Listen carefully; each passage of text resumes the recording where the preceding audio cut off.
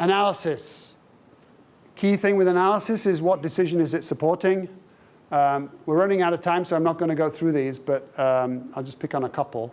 But just a few types of analysis that are very helpful. Waterfall analysis, price bridge causality. I think you have that, right, in your in the software?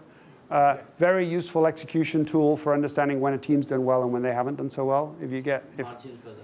Margin causality, yeah, exactly. Whale chart is you put products and you do and you find out which of the products at the end that are losing margin. Can be helpful. More around segmentation stuff. So we talked about the dispersion curve and price bands. And then scatter, so understanding the outliers, cost to serve analysis. I'm a big fan of mix and price analytics. So this is where you look at a customer and you figure out how did the profit we made from that customer vary from the average. Was it based on the prices we charged them or the mix of products they're buying? It's not that complicated. It's very actionable.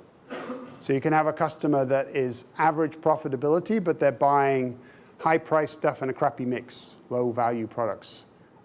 Different action than if it's the other way around to try and fix it. So very actionable for the sales teams. Yeah, don't just worry transactional data. A lot of process stuff is really useful. There's measuring prices, which is sort of transaction history and is a lagging indicator. And then there's measuring pricing, which is more process-oriented. So I've set up a couple of times now to measure what activities are done. Are people using the tools? Because that's a driver. This gets to the studying, right? If you study, you'll pass the exam. If you use the tools correctly, you'll get better outcomes. So don't forget those types of tracking metrics, especially if you can capture that in the tool. It's not so sexy, but it's actually in many ways more valuable. Some questions to ask. So understanding the decision process, I think, is the most thing. How do you want to do sales guidance? And what analysis do you perform? What would you like to do? What's tricky? Any quick questions? So key highlights I'd stress is listen to customers. Listen to what the customer's asking for and try and get underneath it is really important. To try and that's the most important thing. That was so why we did the little skit at the beginning. Pricing has a really big impact on profitability, but it's hard. So that's why we all have jobs. If it was simple, it would have all been figured out.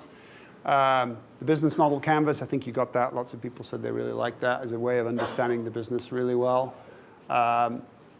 Understanding how a company adds value for its customers is really important. And segmentation allows you to capture more value by being really focused. Align discounts and rebates to the goals. It's often not done. It sounds obvious, but it's not. On execution, simplify, automate, and plan for exceptions. Always plan for exceptions because they're going to happen. And design analysis to inform decisions. Here's some stuff where I find you get useful sources of information. So The Price Advantage is a classic book. From Amazon. You might want to try that out. Just a little bit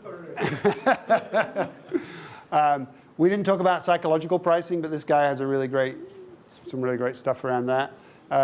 PPS and EPP, mixed bag, but there's some good stuff in there. I have a blog, which I really need to write more of.